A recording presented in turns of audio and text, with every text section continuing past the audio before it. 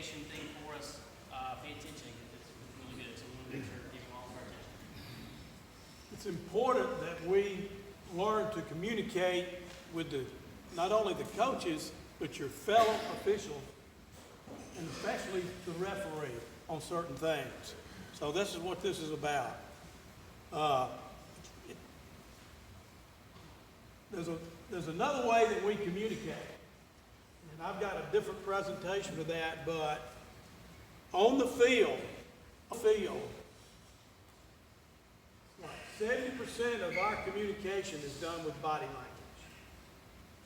Big time. I want y'all to keep that in mind. It's how you present your body language. There's a certain way that we need to, when we get out onto that field, that we really need to be professional in the way that we conduct ourselves. So just be aware of that. Be aware of it. Before we, I'm going to do a little presentation on that later on. Before we get our first game, I hope. It's not a very long one, but it's a very important one. So again, how we communicate with the coach, how you communicate back to the referee and with your fellow officials. It's all part of your communications. And if we can't communicate that information, you may not have a foul. Now, all us referees have been there where we've had to slow whoever who was talking to us down a little bit. Slow down. Let's talk about what you've got. A coach don't want to hear certain words. He's offsides. Well, I don't tell him anything. Or I've got holding. That don't tell him anything. Or I have pass interference. That does not tell him anything what was going on. False start. I got a false start. Really? When you tell the coach that, he's going to want to know something else. Did he flinch? Was it restricted linemanship? You know, there's certain things once a lineman comes out and he addresses the ground and his hands goes down, or his hand doesn't necessarily have to touch the ground either. It says if he's close to the ground and he moves. That's part of a false start, and that information needs to be communicated back to the coach so he can get that young man's attention when he comes to the sideline. Lift his hand. He fired out. That's pretty obvious. That's a pretty obvious one right there. A coach can pretty much see that. A head bob. I don't call false starts, and I don't know too many white hats that do.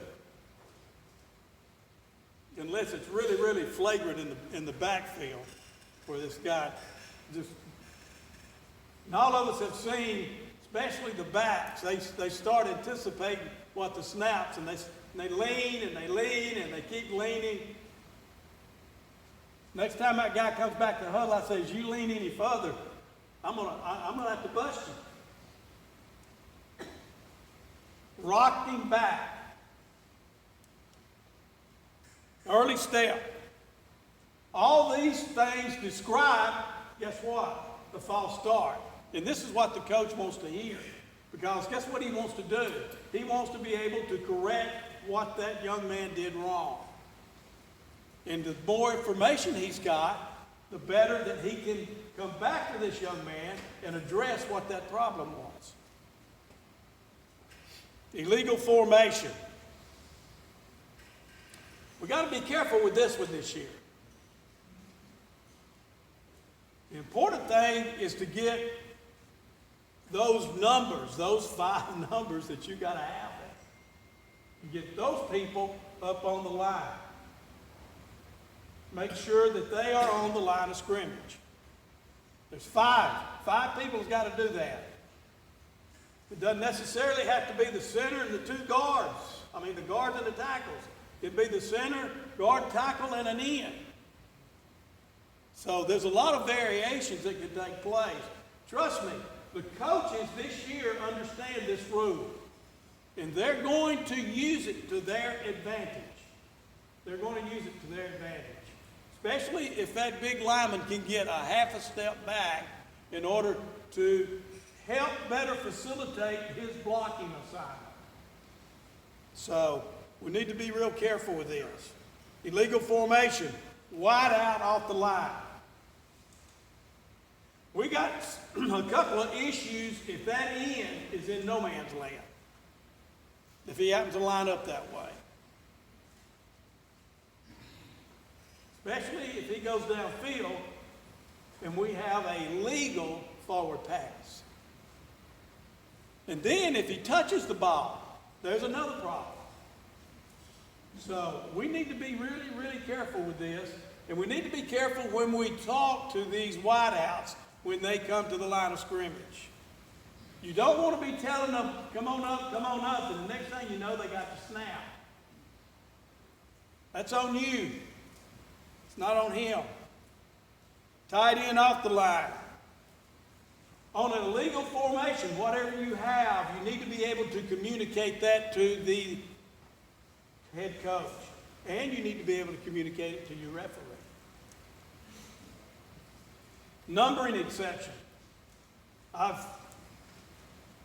been doing this a long time and I've never had that, but I'm sure there are some people here that have had that. I'm talking about in a varsity game. Of course, we don't do a lot of this numbering exception in the junior highs, in the junior varsity sometimes because we've got so many people coming and going. Want to play everybody.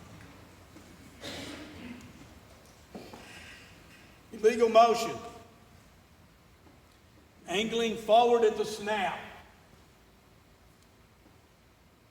Turned up field at the snap, before the snap actually.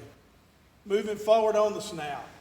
Whatever you say that illegal motion is, we'd like to have some adjectives behind that telling us exactly what's going on there. So again, so we can identify this problem to the head coach. Illegal shift. 1 second.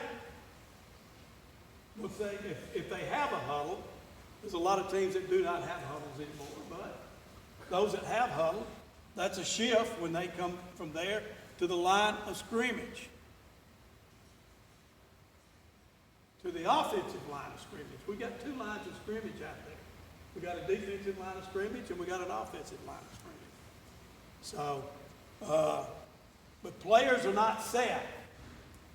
Even if they are standing there, everybody's standing there and they're waiting to get the signals from who's giving them the signals, or they may be turned around sideways. When they come back and do this, most of them, they'll stand straight, then they'll go down.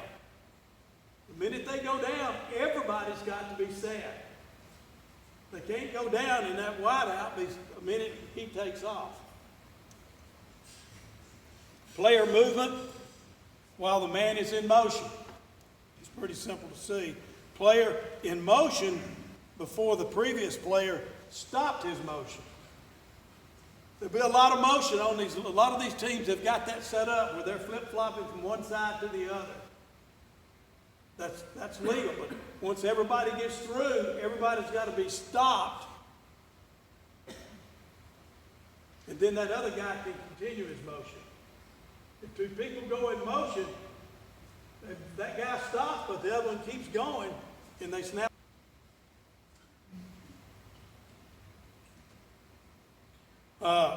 Undoubtedly this has happened, lineman going down while the player is in motion.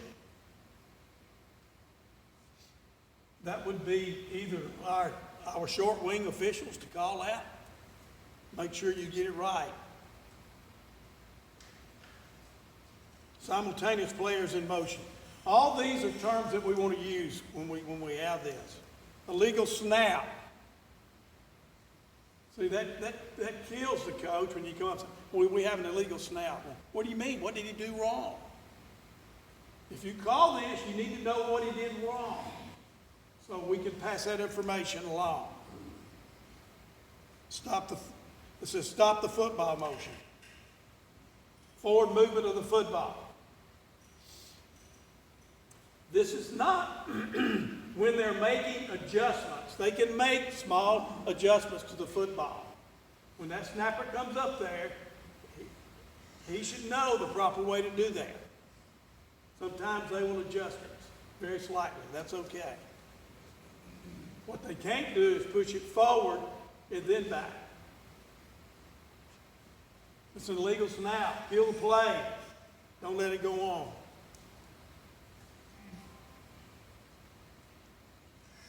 How did this guy encroach? Well, he lined up in the neutral zone.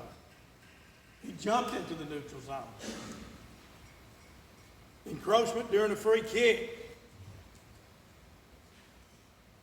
This is where, in a seven-man crew, the umpires and those wing guys up there should be able to catch this in the neutral zone before the kick. Violation of the 5-yard restraining lines. They can't have their foot on the line. They're not supposed to. They're supposed to be inside the line. They can't straddle the line. There's only one person that can be behind that line.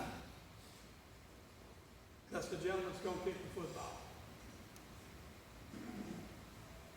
Ball kicked by a player not on 90 deep. Right there to kick it. Less than 4 players. The coach is going to want to know all these stop the play. Not go on. Holding. That really makes the, really. Jeff, do they ever hold on the down? The question is, do they not ever hold on the down? I mean, literally, they're holding every down. But does it affect the play? Does it affect the outcome of the play? That's what we're concerned about. Does it give this guy a bigger advantage to do what he wanted to do? So, it's a takedown. He grabs, he restricted him. Grabbed him, turned him, pulled on his shoulder pads, coach, grabbed his jersey, restricted him, grabbed an arm or leg. His hands were outside the framework with the restriction there. An arm bar, that's dangerous right there, an arm bar, where you just stick your arm out there and let that guy restrict him like that. Another one that I didn't see on there, it may be coming up, is a complete takedown. That's pretty obvious right there for holding. He took him all the way to the ground, coach. Tackled him. You can have an arm bar on pass interference, push off, contact through the receiver, hook and turn, grabs the body, restricted him by pulling on his jersey. Cut him off, coach. Did not let him get a clean path. Not playing the ball. Those are all different terms that are part of pass interference.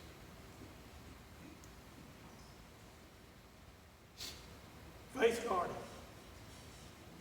Do we have face guarding? As long as he doesn't make contact with it. Yeah, as long as they don't touch it.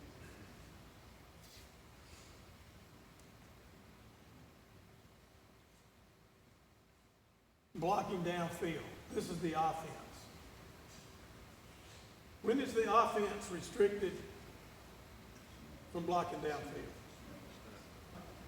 At the snap. If it's an illegal forward pass. Again, a legal forward. All these things have to have with a legal.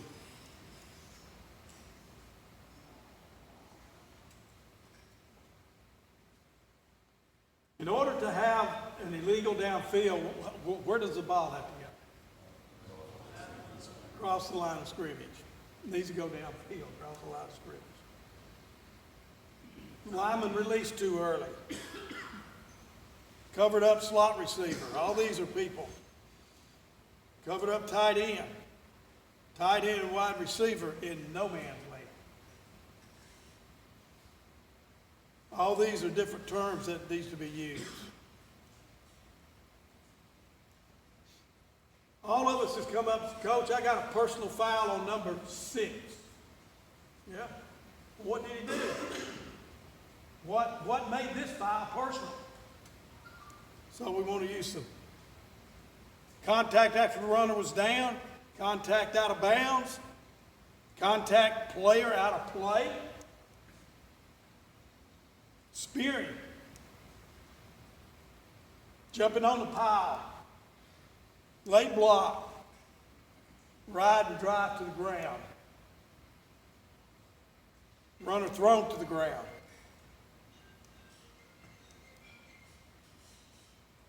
Exchanging blows after the play. That'd be fighting. They do not have to make contact with their blows either. All they got to do is make a fist and swing. That's the rule. That's what the rule says. Roughing the passer. Whose call is that?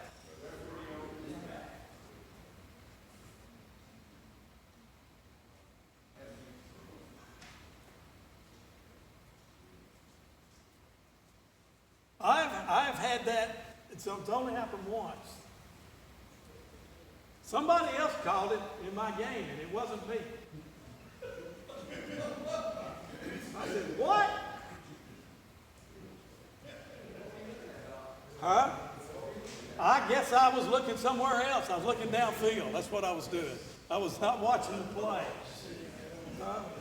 That is the referee's call. And most referees, it's because of us having to communicate with everybody else on the field, all other officials and the football players and the coaches and everything. We pretty much tell the official exactly what this guy did to rough the passer.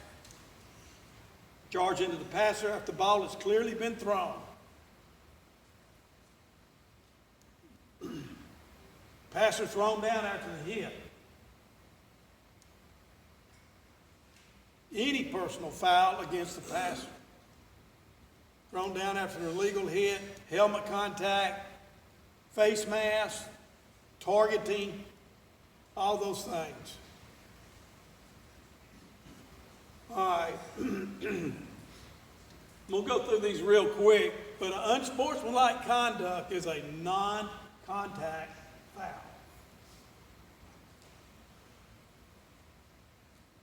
It's not a personal foul. A lot of people, we don't need to confuse those two. They have been confused before. Insulting, vulgar language, racial slurs, profanity, gestures. I understand they've got some gestures out there that's come up over the last several years. Players doing other players laying on the ground. Is this correct? Huh? No, I'm not going to show you that. We have a good lady in here.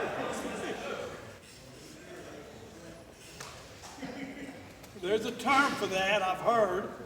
And most of y'all may know that term, but you're seeing more of it. I saw it a couple of times last year. I don't understand what's going on with these young men. Delayed, excessive, prolonged act to draw attention to himself. Batting, taunting, words in signal that it endangers ill will. Spiking, spinning the ball, unnecessary dive into the end zone. I had that in a couple of my games last year. Hadn't seen it in a while. Holding the ball out to an opponent, pointing to the opponent. throwing the ball at the opponent, refusing to comply with an official's request. So, just remember, if you can't communicate what happened out there, then you may not have one. Any questions? Let's work hard on this. We owe it to our other officials, and we strictly owe it to the coaches, because they're trying to correct things. If they don't understand what we saw out there, and we don't tell them exactly what we saw, it doesn't produce really a good game environment there. Jeff?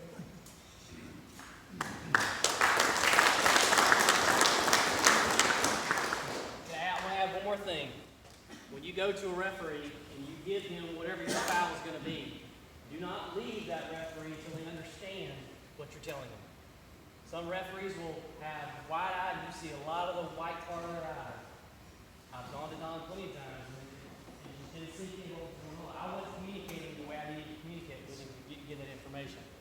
So do not leave that referee until both of y'all are on the same page. Let me say this.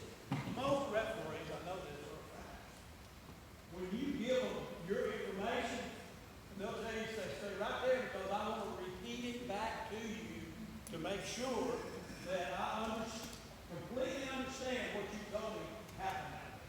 Most referees do this religiously, because they want to get it right. They don't want to get out there and do something wrong and then